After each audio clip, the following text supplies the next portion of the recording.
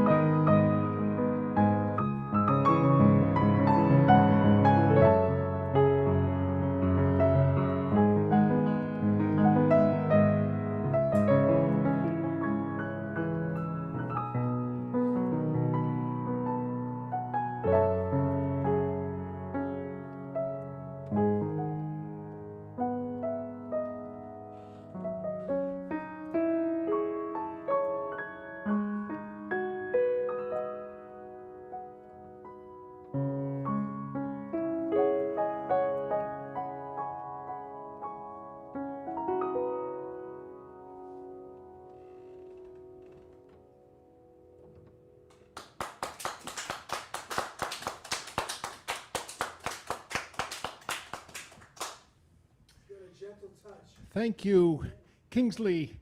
And thanks to Rita Kuchar, who turned us on to this young talent and brought us here and we did an entire concert back in October, I think it was, and it was a magnificent thing.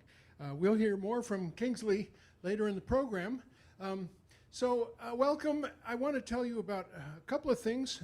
First of all, our original speaker this morning was going to be Stephen Kellerman, longtime member who's done many presentations, just different talks about things that he was interested in and researched and gave a talk about. And his talk today was going to be about Mussolini, but Steve has some health issues going on and is recovering from a surgery. We will have Steve do that talk.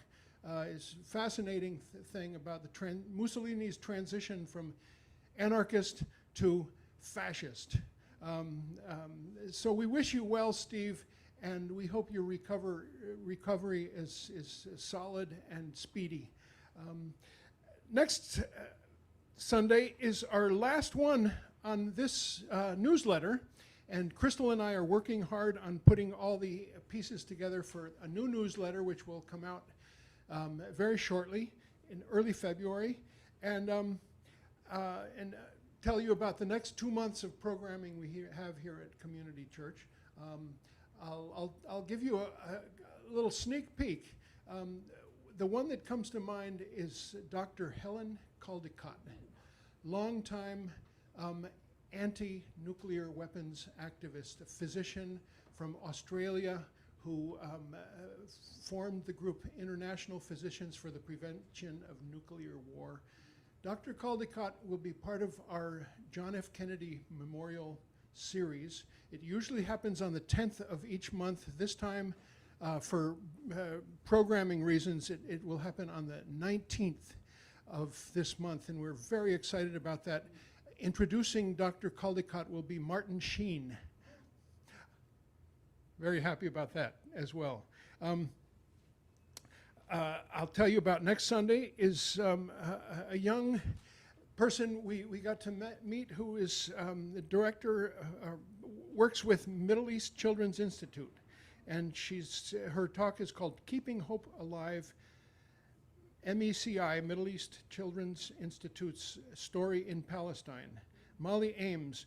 And the music that day is our favorite upright bass player, Max Ridley, and he's bringing with him, this is a perfect contrast to young Kingsley, drummer Nat Mugavero, who is in his mid-80s and still drumming like you wouldn't believe, just keeping rhythm. That's next Sunday's program. I love the contrast. I want to tell you about some books that I have here in front of me. And March 15th, 1 month further into our future is Colonel Lawrence Wilkerson, who, that's on a Sunday, no, it's on a Friday, and he will be here in person with us. Colonel Lawrence Wilkerson, who was one of Colin Powell's chief advisors during the Obama administration. Lawrence Wilkerson, March 15th. Stay tuned for upcoming events. We have just some really wonderful speakers coming our way in Sundays and some weeknights upcoming in the next couple of months. And concerts as well.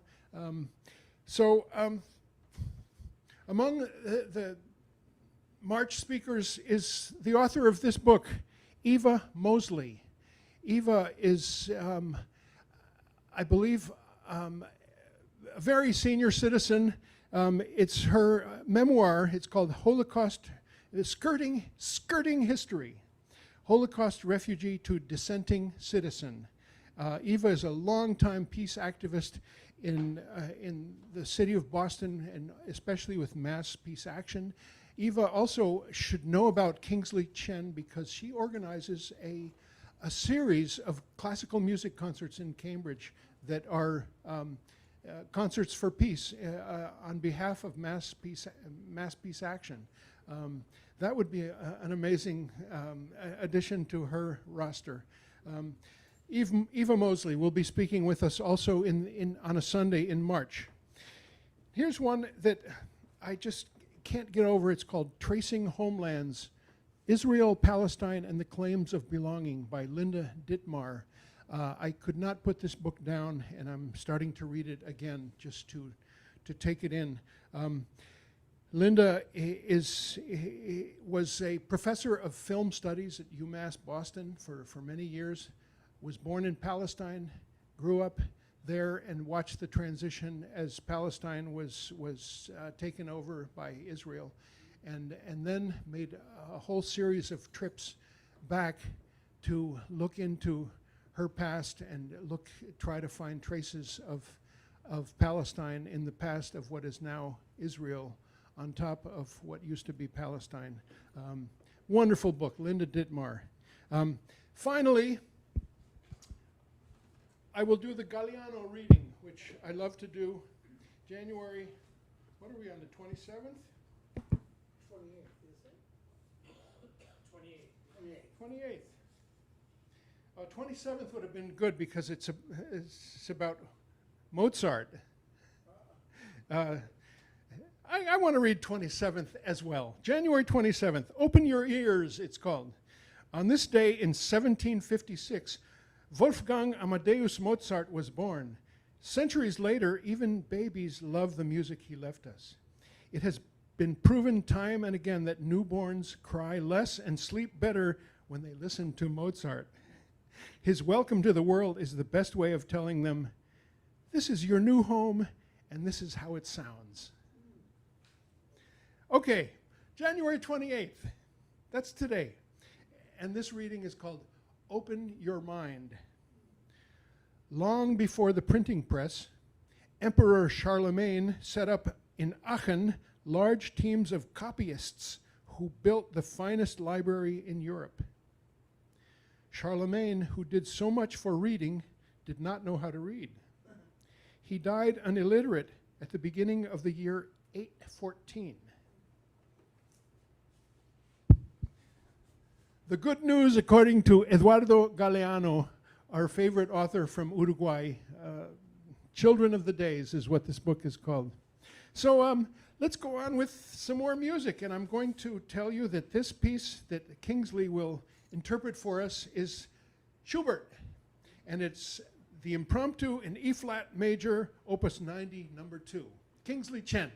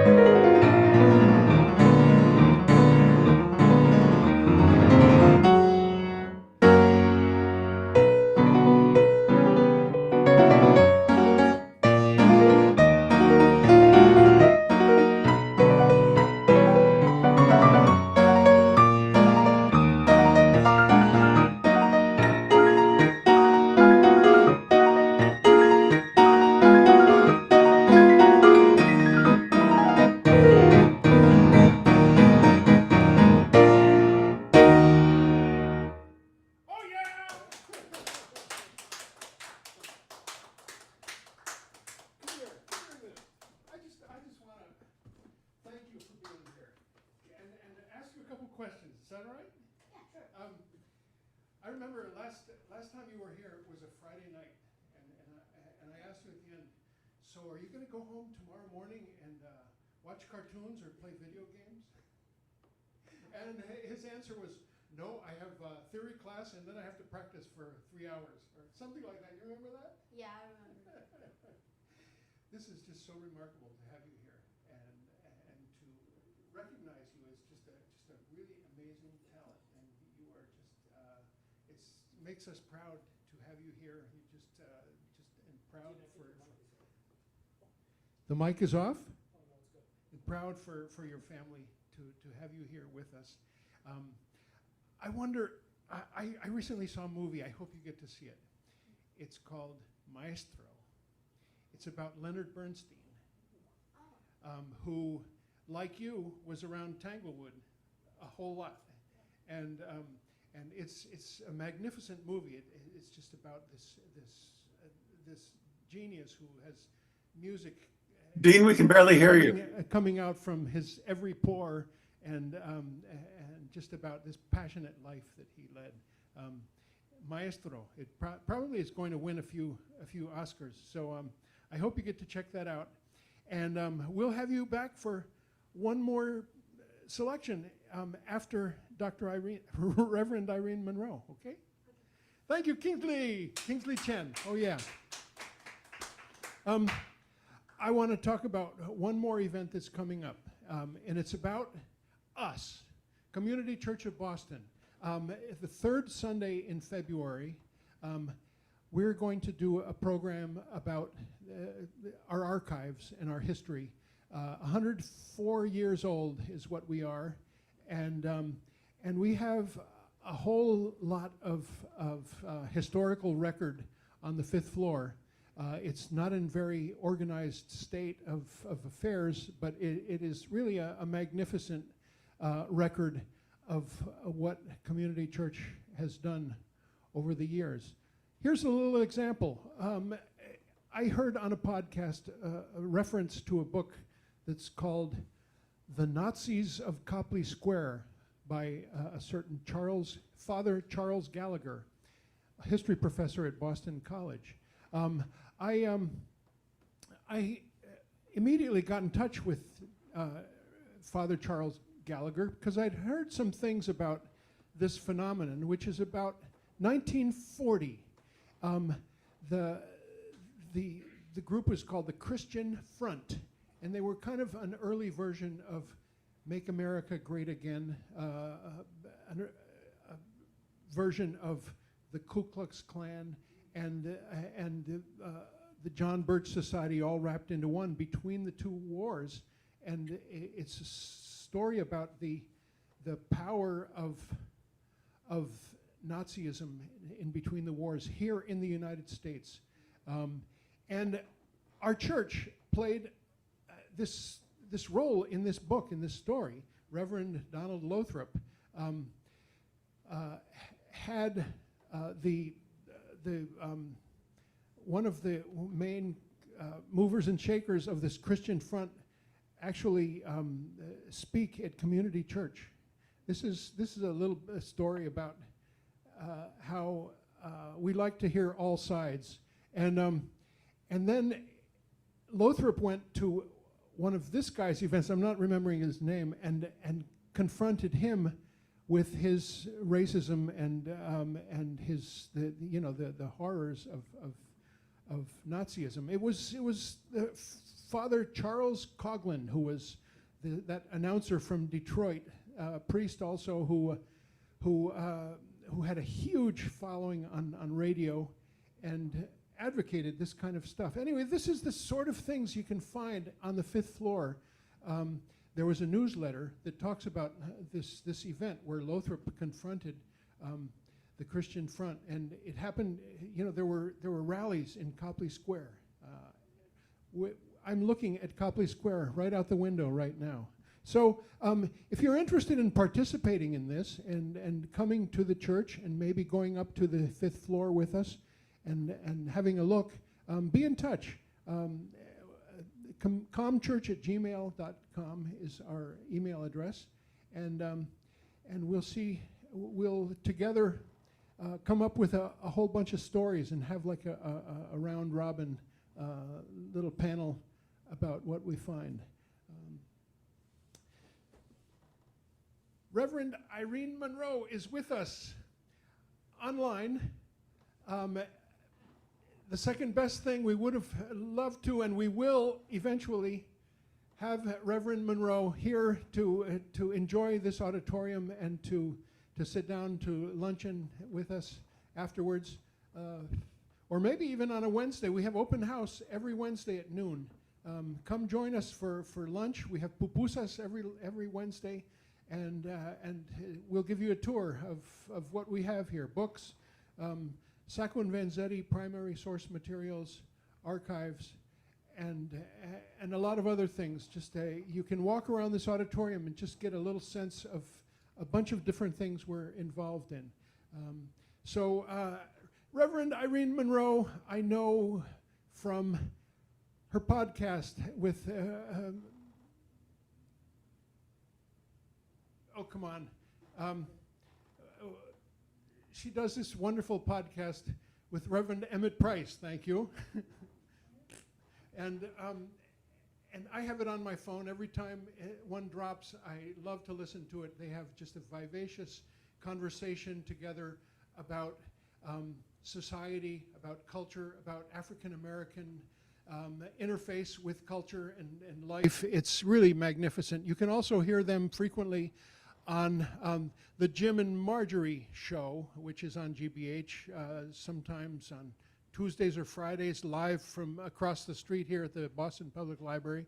Anyway, we're especially glad that Reverend Irene could join us on very short notice, and also her topic, which is about W.B. Du Bois. We're all about W.B. Du Bois here. He spoke at the Community Church of Boston numerous times during the 30s, 40s, and 50s. 1959 was the last one, and there was a reel-to-reel tape recorded of it, and we have digitized it, and it's on our YouTube channel if you're interested. The first thing you hit when you go to our YouTube channel is that digitized recording of Du Bois speaking in 1959. Anyway, Reverend Irene, it's just great to receive you and welcome you again to Community Church of Boston. Reverend Irene Monroe. Hey, thank you so much, Steve.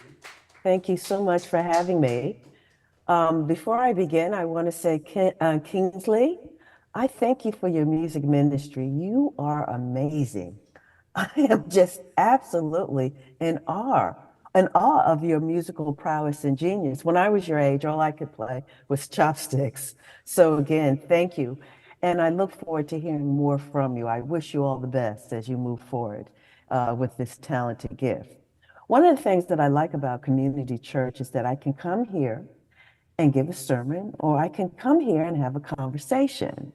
So with this being January, I've been doing a lot of MLK sermons. So I'm delighted to come today, fill in for Steve Kellerman, and really just have a conversation with you all about Black love. You know, a great feeling also I love about community church is that I can come and talk to you all about your favorite subject, one of your favorite subjects, which is W.E.D. Du Bois. So I feel real comfortable to be with you all today and talk about W.E.D. Du Bois. Before I begin, I just want to define what actually King has really exemplified in his sermons, the different kinds of loves here, and then to focus more specifically that while this particular book that Du Bois has written in 1928 called Dog Princess encompass all those loves, he's very intentional that this is a romance novel. As a matter of fact, when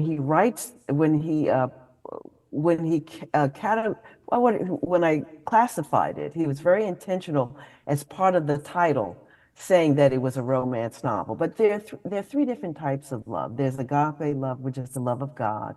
There's philia, which is brotherly love, and there's eros, romantic love. So Black romance is something that is not seen much often.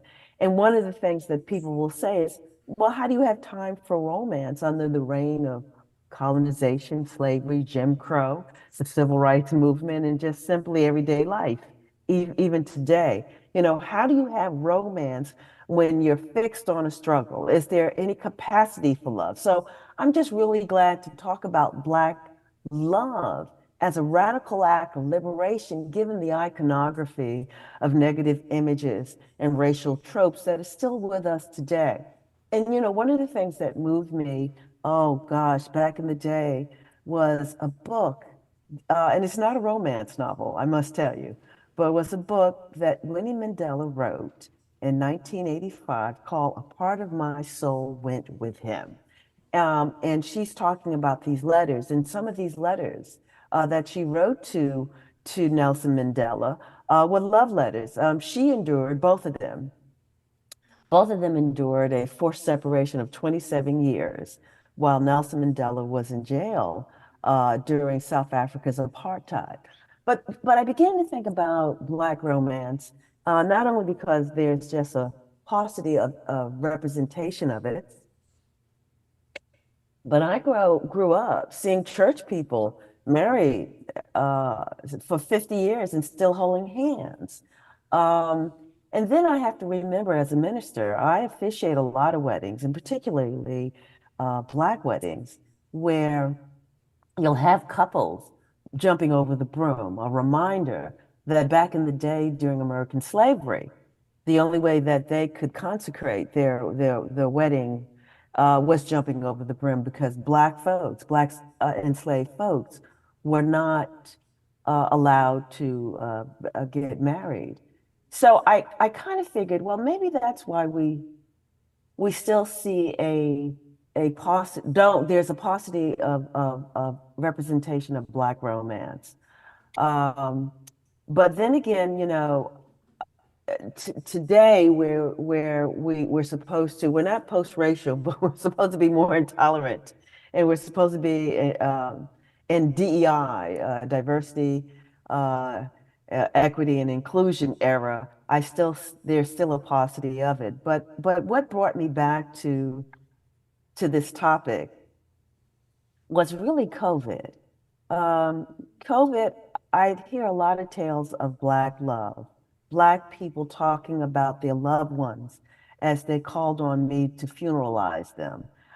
So I know that when you talk about romance novels, people roll their eyes. They think of it as light fare, escapist reading, which it is, and that no serious person, especially a scholar, a premier scholar as W.E.D. Du Bois, would even think about something as a romance novel. But the interesting thing is, you know, when Du Bois talks about his many books that he's written, and there are about 40 of them, you know, journals as well as books, one of the things he always has said, that his best book, it's not The Souls of Black Folks, although that's a seminal text and every college student has to read it, is Dark Princess.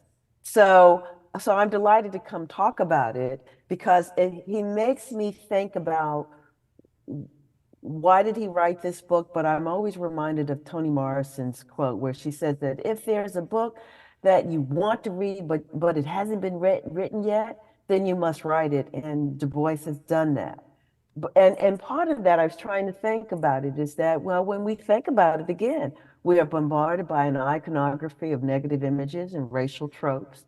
When we look at Black women, we're depicted as emasculating females. We can't seem to get from under the sort of racial stereotype of being sapphire image or a Jezebel or Mammy, that we care for white children and white people and their families. But, you know, none of these images would conjure up that we're lovable. And then there's the image that, thanks to Ronald Reagan, we get, and that has been sort of imprinted, in American consciousness now is the welfare mom. But when we think about Black men, the images isn't any better. They're perceived as predatory creatures. There's always the image of criminality, drug dealers, pimps, deadbeat dads, or roving phalluses. So you kind of understand that the dominant image is that, Black people don't engage in romance. We just have sex. We just make babies.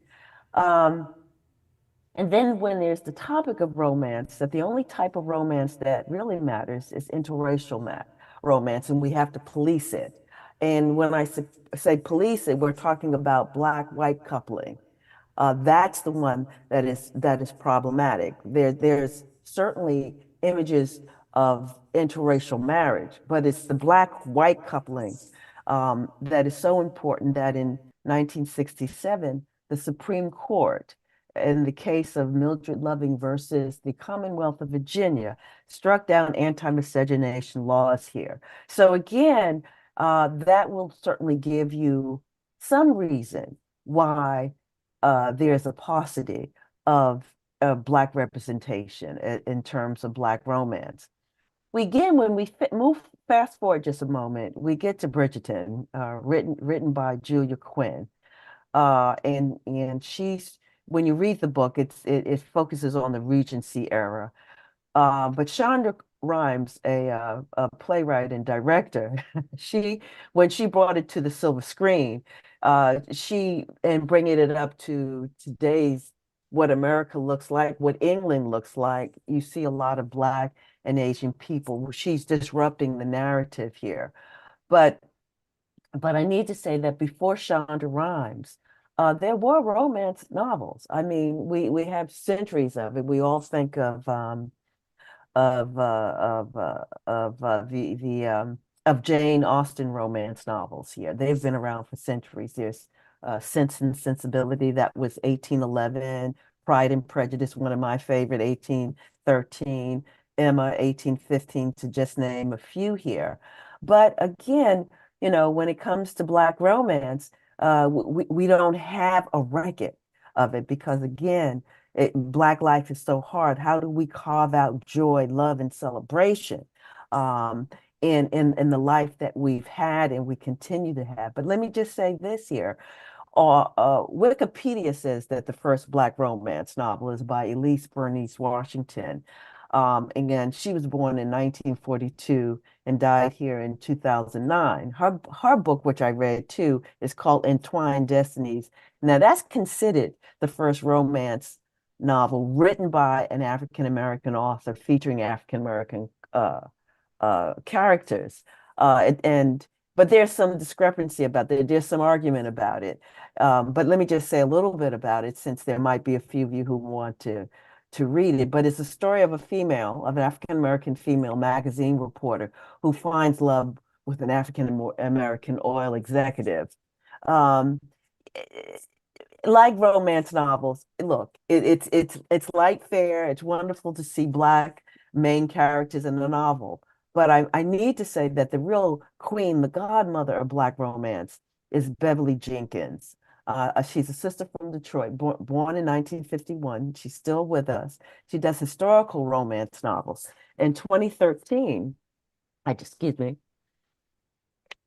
the NAACP gave her the Image Award, and she was voted in 1999 as one of the top favorite African-American writers of the 20th century. And she is known for her Black historical romance novels. And I don't think there's one that I haven't written, and she's written over 40 books here and stuff. I think what I need to say is that, and to get back to Toni Morrison's quote, that if you haven't seen it, you have to write it yourself. I dovetail a number of identities, which is LGBTQ. And I know that back in the 50s, we had the lesbian pulp fiction novels.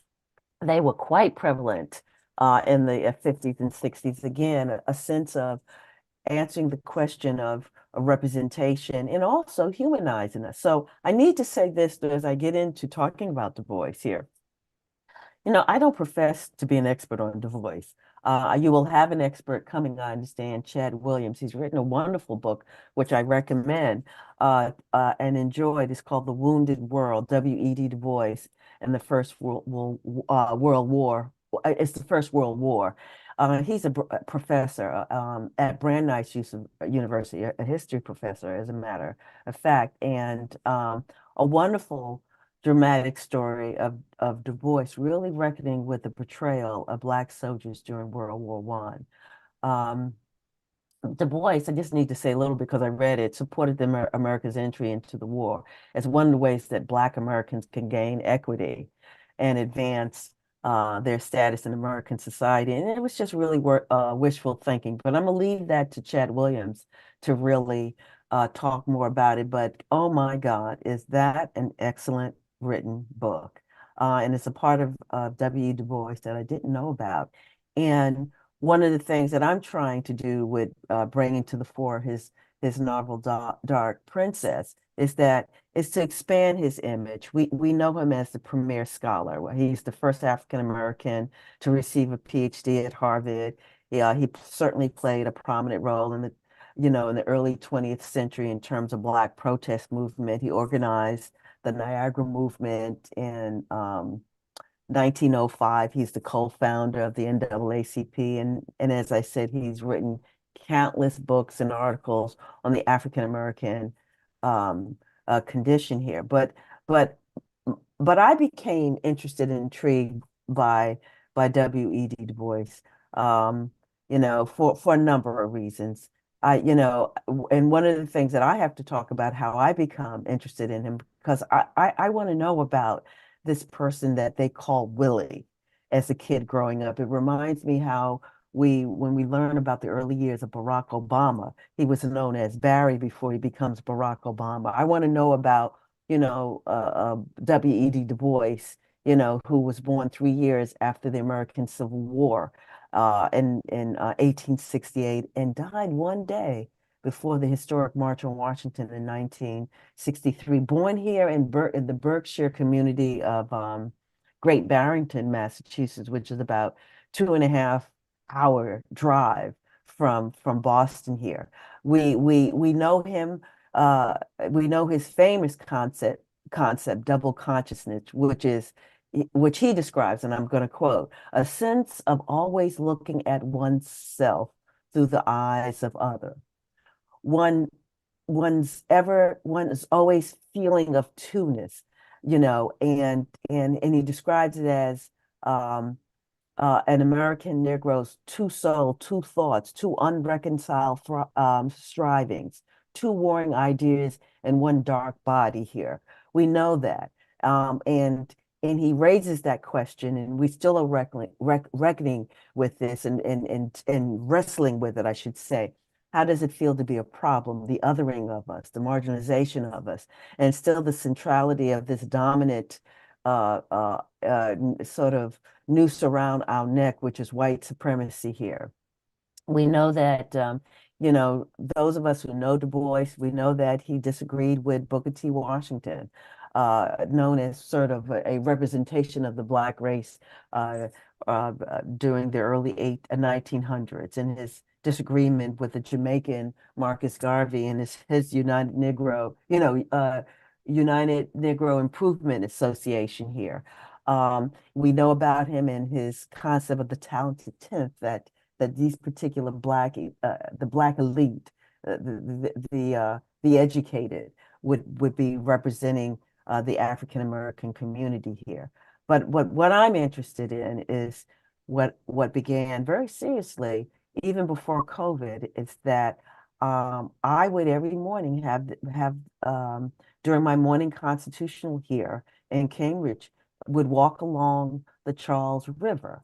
And in order to get to the Charles River, I would walk down Flag Street. And I'm using this as particularly those of you who come into Cambridge, because I want you to go down Flag Street, and before hitting Memorial Drive, and then when I would walk west towards Mount Auburn Hospital, there on Flag Street. And exactly, I want to say the address is 20 Flag Street. There's a placard of W.E.D. Du Bois, that during his time as a graduate student here at Harvard, he was housed there in this particular house. And the question is that one of the reasons why he was at this house and not on campus or in the dormitory, because again, he was at Harvard between 1890 and 1893 as an undergraduate student, and he wasn't allowed to live in the dorms or be on campus because he was Black. So 20 Flag Street is part of the Cambridge African American Heritage Trail. It's a historical marker now that is right in front of the house here, and it was put there in the 1980s. Harvard sold the house. It's a private house now. And it's about approximately, it's 2 blocks from I want to say, the River Memorial Drive. And it's approximately a 10-minute walk from Harvard Square. It was built in 1875, completed and refurbished in 1887.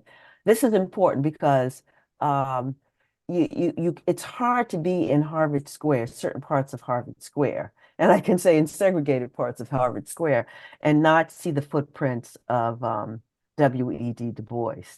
And certainly seeing that house many mornings, and I continue to see that house and see that plaque here. What must that have been like for Du Bois to not live on campus, to walk and be with his white classmates, and at the end of the day, take classes during the day, and at the end of the day, be reminded of that double consciousness, that two-ness that he talks about, and to wrestle with that here.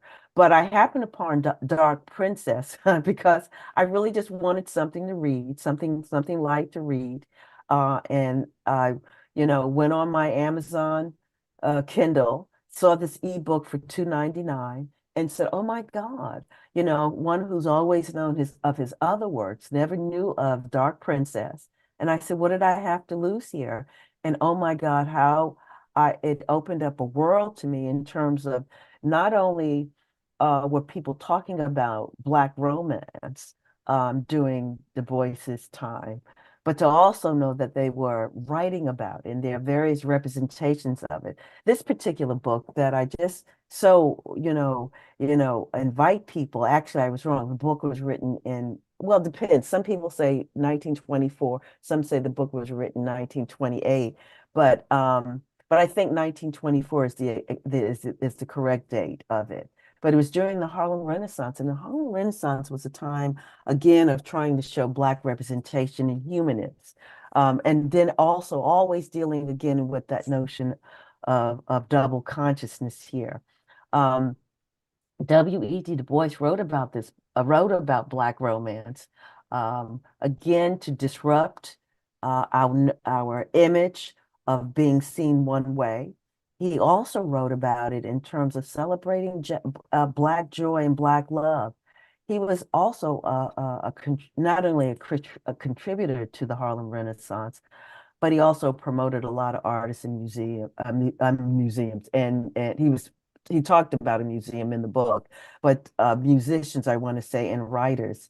He again wanted to sort of debunk these stereotypes. One of the things, though, he stopped supporting, and I need to say, he supported artists like Langston Hughes, Countee Cullens, Wallace Thurman, you name them, Zora Neale Hurston. He used The Crisis, which was a magazine that came out of the National Association of Advancement of Colored People, the NAACP, to promote these artists here.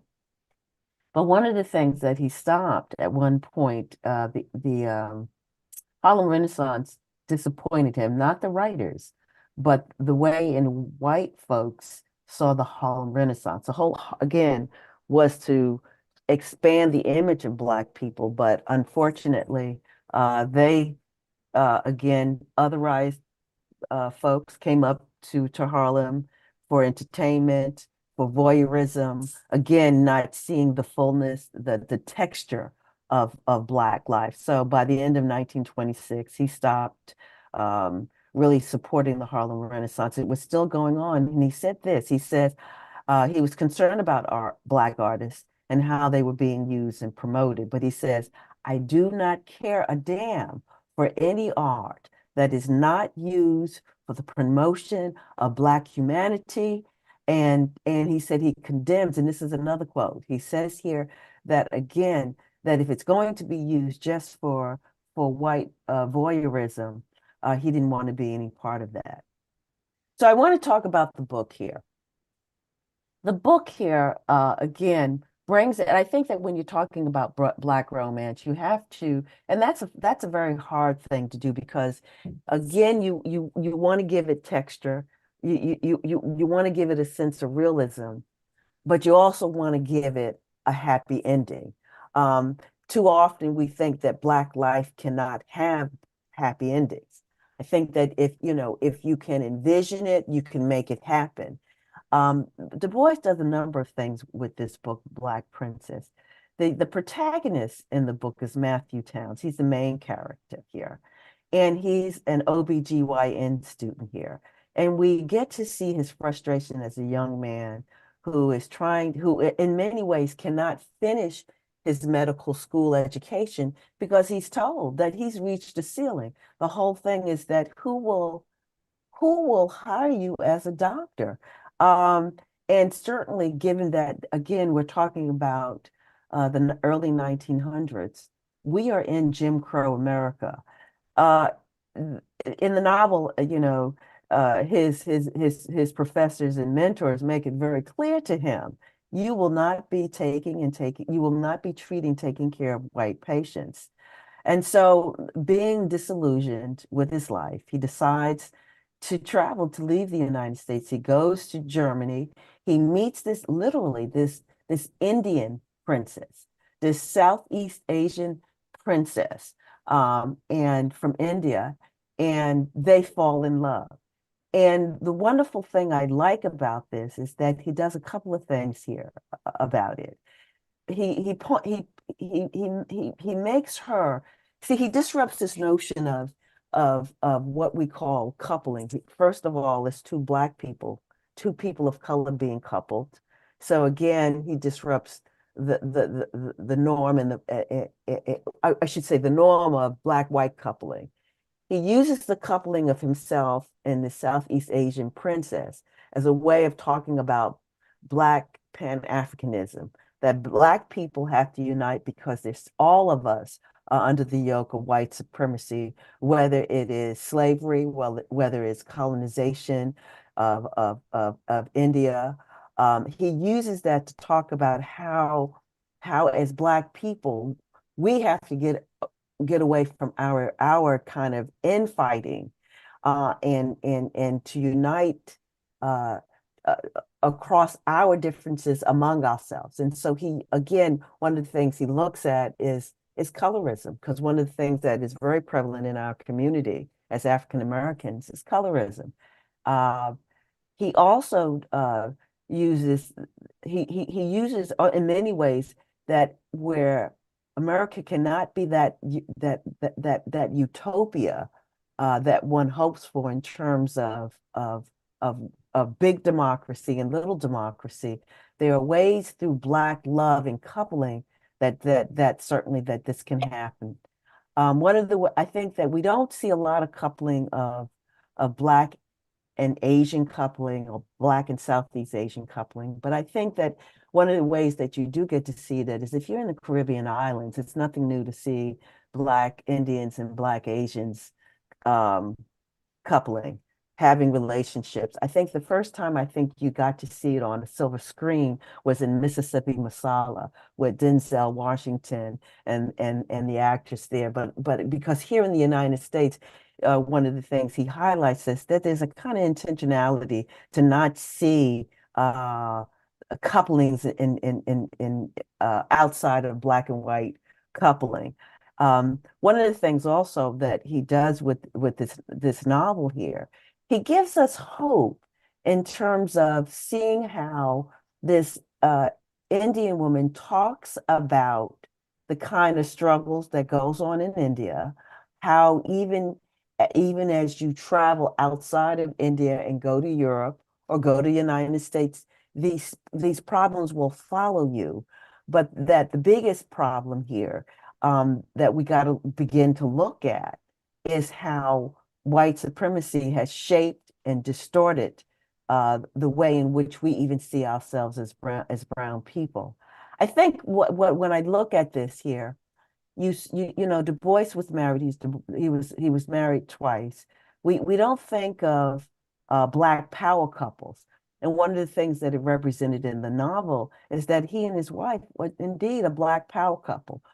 You know, the thing that I like about when we think about Black power couples, it'll bring me to MLK. We're now celebrating the 1 year anniversary of the embrace. This is the 22-foot tall statue that's in the Boston Common. It reached its 1 year anniversary um, on January 13th, just 2 days before his birthday here. But if you remember anything about, and if you haven't seen it, I invite everyone to go into the Commons to see it. But the sculpture really celebrates the hug. And I need to say here, the hug that Dr. Martin Luther King and Coretta Scott King shared after Dr. King won the 1964 Nobel Peace Prize. One of the things that, you know, that many people don't understand, that in the struggle, in the civil rights struggle, Dr. King and Coretta were a couple. She didn't walk behind a man, but she walked with her man.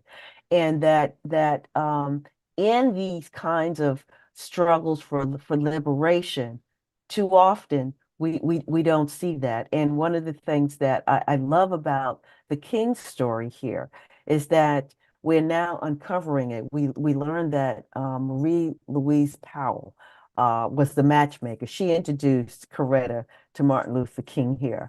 And she was known at the time as the Cubit of 12th Baptist Church, a very historic church here Black historic church, I should say, here in Boston. Coretta's memoir is called My Love, My Life, My Legacy. And I need to just say here that, you know, Coretta is the architect really of King's legacy.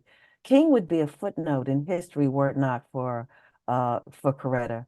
You know, 4 days after King was murdered, which was April 4th, 1968, she returned to Memphis. He was killed in Memphis, Tennessee, to support the city striking sanitation workers. It was estimated that 50,000 people, you know, rallied at the Memphis City Hall. And this is right after King was assassinated. She also took on other causes. She took on not only women's causes, but LGBT causes. We got to also understand that Coretta Scott King, she co-founded the National Committee for Full Employment Council because of King here. You know, I think that one of the things, and she founded, I need to say this, I'd be remiss if I leave this out. She founded the King Memorial Center.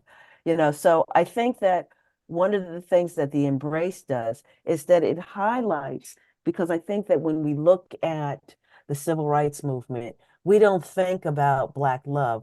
We think about Black heroism. We think about Black struggle.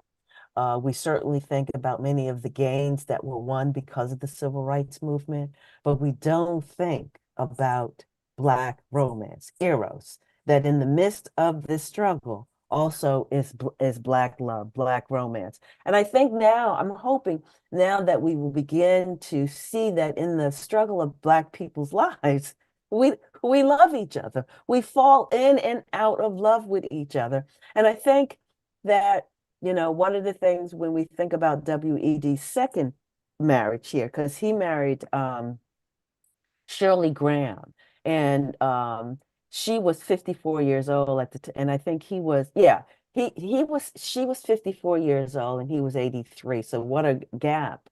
But she certainly was a co-partner in that relationship. She was as much interested in a Pan-African future. She too visited Ghana and lived in Ghana, certainly with DuBois. She very much was an activist. She was a writer. She was multi-talented here. But I think that when we think about Black love and we see it in real time and in present day, we think of Barack and Michelle Obama.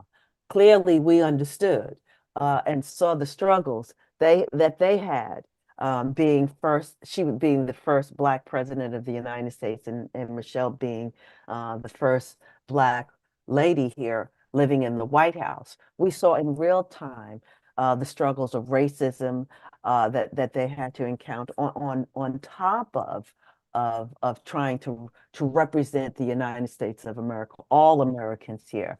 So I figured, look, I can come here, further expand the image of W.E.D. Du Bois, to say that he was very much a romantic, and to say that, yes, while The Souls of Black Folks is his seminal text, I just want to say that he said that his favorite book was Dark Princess. Makes me smile to say that, yes, he was a brilliant scholar, but he also had the heart of a romantic. So thank you very much for my indulgence this morning.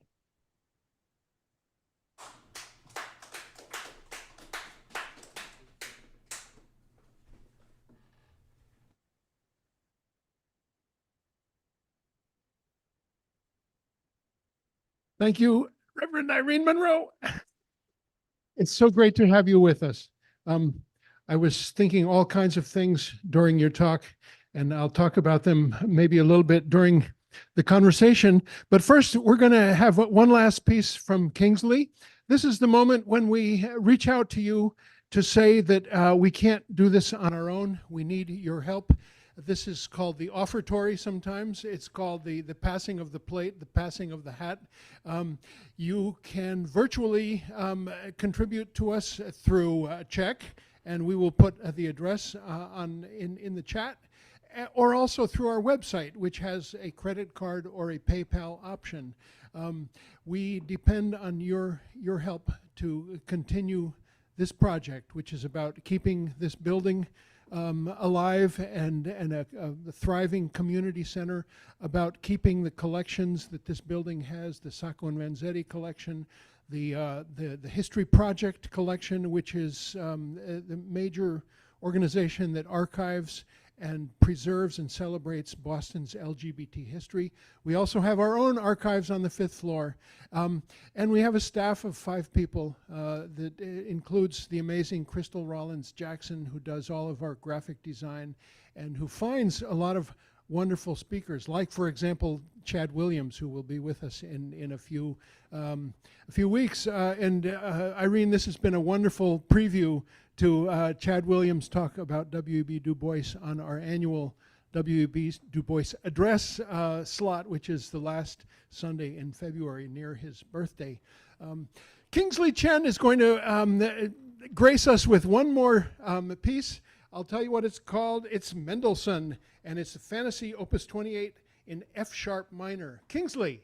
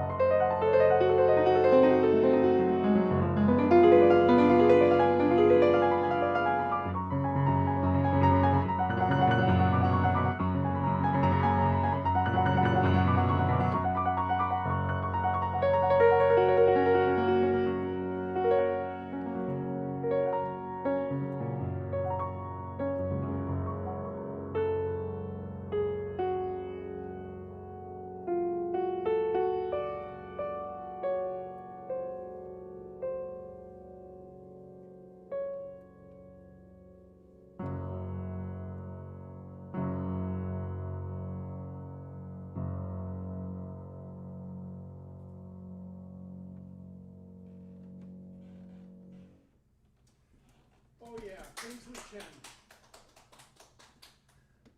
Thank you so much.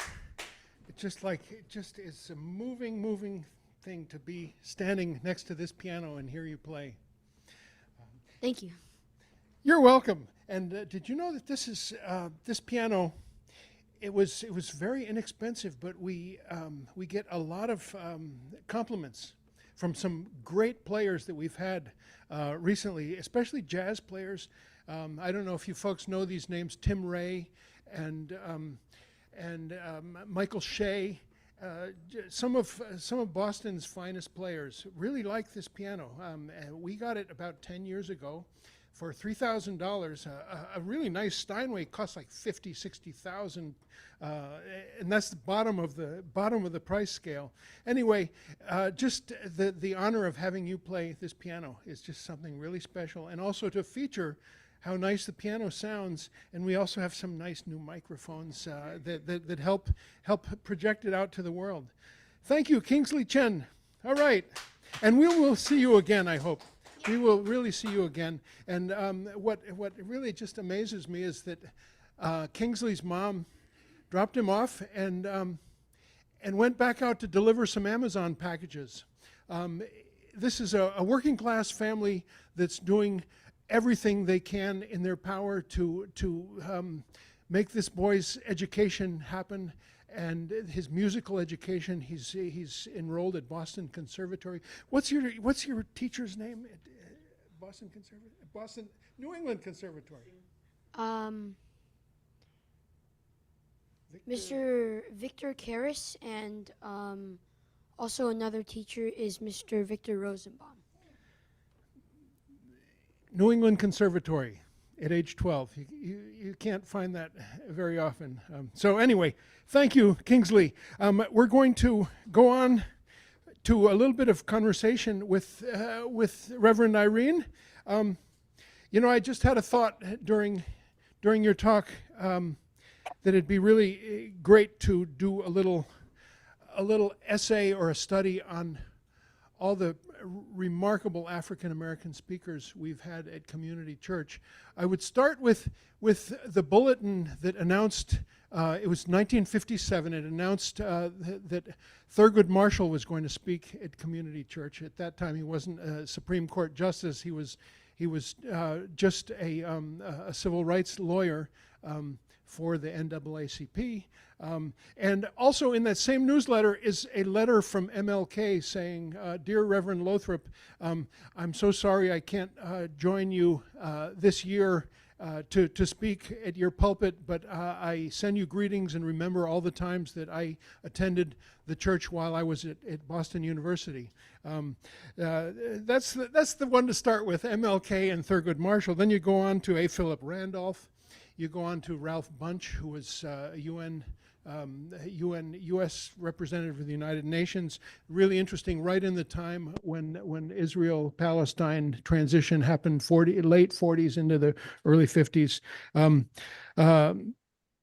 then I mentioned Langston Hughes. I mentioned Angela Davis. A recent one that I'm working on right now is something I found in the archives, which was when Mumia Abu Jamal was awarded our Sacco and Vanzetti Prize, and when he was obviously not able to be with us. He's serving a life sentence in Pennsylvania, but he sent a CD that had about a 5-minute talk, and I'm presently transcribing that talk. I found it on a DVD in the archives, and I'm looking forward to having that available on our website and whatnot when Mumia spoke here. Then there's Langston Hughes, I mentioned Angela Davis, and of course our beloved Mel King, blessed memory, who spoke here numerous times. And we crossed the line of churches not supposed to endorse candidates by featuring him so much during that time he was running for mayor of Boston. So that's a few that I can remember, but I'd like to go through the entire list of the entire 104 years, and just to celebrate our place in civil rights and in the struggles. So this is when we open the floor to say hello to Reverend Irene Monroe. If you're online, you can put your little virtual hand up, or you can put your real hand up, or you can put it in the chat as well. Let's start with right here in the room. Is there anyone who wants to say hello to Reverend Irene Monroe? Here's Ed. Good morning, Irene. Good morning to you. Welcome to our church. Few things I want to talk briefly about. I read for a long time your work in the bay windows. And your message has to be heard by everyone. That's what the second thing I want to say was your talk wasn't just a talk, there was a message for the whole world. So thank you. Oh, thank you so much. I'm so moved. I need to say in all candor, I was a little nervous about this because again, when you talk about romance novels, and DuBois in the same breath, I worried that many of the scholars among us would say, what is she trying to do? Is she... But I really appreciate that, because I really am doing a couple of things. I'm trying to give more dimensionality to a very deep individual, deep thinker like W.E.D. Du Bois, but to talk about Black romance. I mean, something that we just don't see, don't hear, but certainly there's been evidence, of folks within the Black community, writing about it, not just talking about it and singing about it. I mean, in the Harlem Renaissance, I mean, I think that's the first time we really get a huge representation of it by a number of authors. Zora Neale Hurston certainly being one of them in her favorite book, Their Eyes Are Watching God. But it almost seemed like that is just a topic, that when we say there's certain topics, certain groups that people don't talk about, or certain families don't talk about, it's the notion that, that we don't talk about Black romance, but it's so not true. So thank you so very much for indulging me today. Thank you. And here's Steve. Hello, Irene. Good morning to you. As a theologian, I want to ask you if you believe that the golden rule allows us to do anything we want as long as we don't hurt anybody. Well, that's too broad when you say do anything, but I like the last part of it, which is not to do no harm. So almost sounds like the Hippocratic oath, but yes, certainly to do no harm. But you always have to do that. You always have to look at doing no harm in relationship to your environment, because some things we do, we feel we're doing no harm, or we mean no harm, but the outcome and the impact is harmful, and we have to be accountable to that. So I mean, that's why it has to be contextualized. Yeah, we have to be considerate of, the consequences. That's right. That's right. That's right. Thank you. Oh, and can I just add another thing? It's not related. I looked up on Wikipedia while the service was going on. Actually, Dark Princess was written in 1928, and I've been saying 1924. So sorry. According to Wikipedia, it's 1928. A little factoid.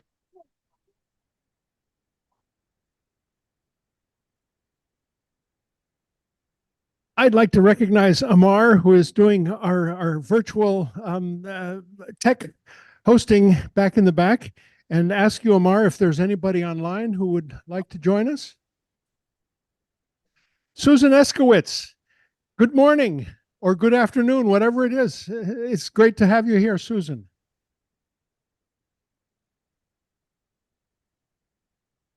Didn't want Unmute. Yes, there we got. I'm sorry that is what's showing. I look terrible, so I didn't put my real self there. But I wondered, I so appreciated your words. I thought they were fabulous and so informative and nuanced. And I also wondered, I just thought of it, does Porgy and Bess count as a Black romance? Okay. In some ways, it's a musical. It Yeah. certainly is a musical. Absolutely. Absolutely. Yeah, that's Absolutely. came to Yeah. mind. It's an oldie, but Yeah. it was love. It certainly was. Absolutely. Absolutely. But And yeah, absolutely. And I appreciate you bringing it to the fore. We remember, it's so interesting. In many ways, it's absolutely a classic. But even then, that was even radical to even show that kind of film, because again, we just don't see everyday Black people loving on each other. I mean, that's just basically it. thank you. Thank you. No, thank you very much.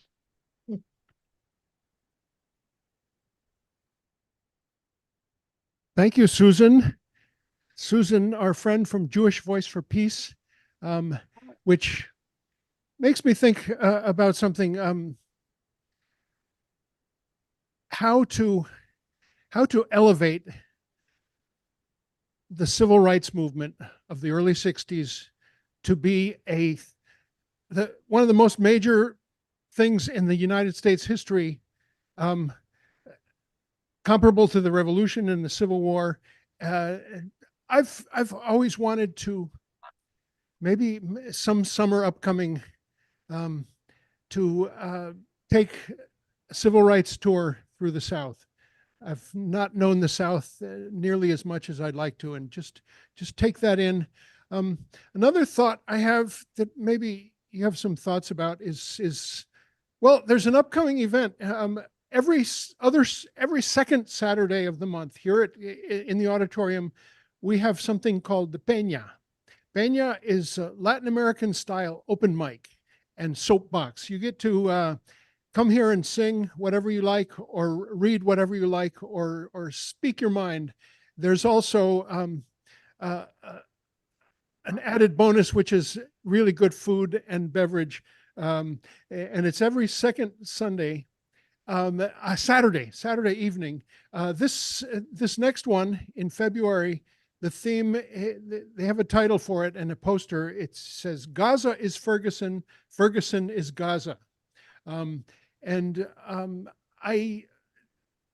have been thinking a lot about the comparison of the situation in Palestine to the United States pre-civil rights era, and how it's a worse situation, if you can even fathom that, than Black people had in Jim Crow South.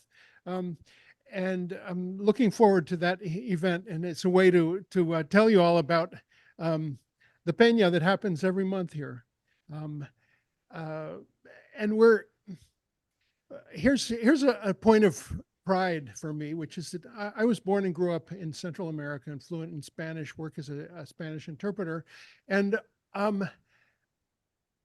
about 12 of the 15 new members at Community Church in the last year are Latino people. And that Peña is driven by them. We have some remarkable board members who are from the likes of Mexico, Costa Rica, and El Salvador. And the challenge is how to draw more African American people to this church. And I remember a long time ago, somebody said, "Oh, you won't get African American people to go there because you don't believe in God." And my retort was, well, yeah, we believe in God. We believe in everything, don't we? Believe whatever you want. We're non-sectarian, non-creedal. It kind of reminds me of my friend's mother, who, when her wedding was going to be celebrated by her Catholic priest and a Unitarian minister for him, the mom said, "Unitarians, they don't believe in anything." And the response was, "No, believe in everything. We are sort of Unitarian. We are affiliated with the Unitarian Universalist Association, but you look at what we do, and with both our talk and our feet, and you might not recognize it compared to other UU churches. Anyway, I'm just bloviating. That's a word that I learned from your colleague Jim Browdy, and I had to look it up and find out what it was. That's what I just did. I bloviated. It's what politicians do. And mostly what I do is sing the praises of Community Church and this place, and how to celebrate its past, how to innovate and enjoy its present, and how to preserve and enhance its future. I'm done with my blah blah blah. Is there anyone else online who would like to say hello, or anybody else here in the audience? Then we've come to the place where, if Amar has it up, there's a song I wanted to share with Irene. It's online. It's a songwriter we've had numerous times here. Do we have it, Amar? Loving the Virginia.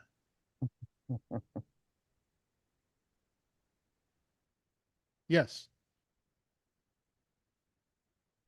Can't find it. Next time I'll have it ready for you.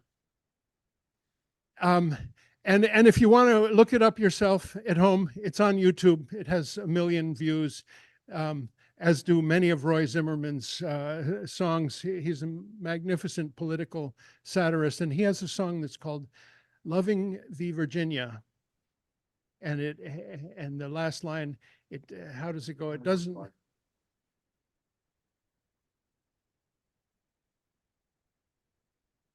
Yes or no? No. Okay. It's not what color you are, it's what's in you is the very last line. And next time, Irene, we'll share that with you. So we get to have lunch now here, and thank you, Luis Guzman, for preparing it for us. And we will see you all either next Sunday or sooner. And other events coming up, let me tell you about April 6th. We have a Joni Mitchell night that is organized by Berklee College of Music students that are going to come and join us. It will be a benefit concert for Doctors Without Borders, Gaza projects. There's also, this is way far in advance, May 24th. May 24th is my 70th birthday, and I'm going to do a concert right here in the church. It'll be a benefit for a Community Church of Boston, and put it in your calendar. And I'll have some really amazing special guests like Rob Flax, like Max Ridley, I hope, if he's available, bass player. So with that, I want to thank Kingsley Chen for joining us, and Reverend Irene Monroe today, and all of you who were with us. Keep the faith, do good work, and we'll see you next time. Amen. Amen. Amen. Amen. Amen. And you know, Lady Smith Black Mambazo, you know how they finish that? They go,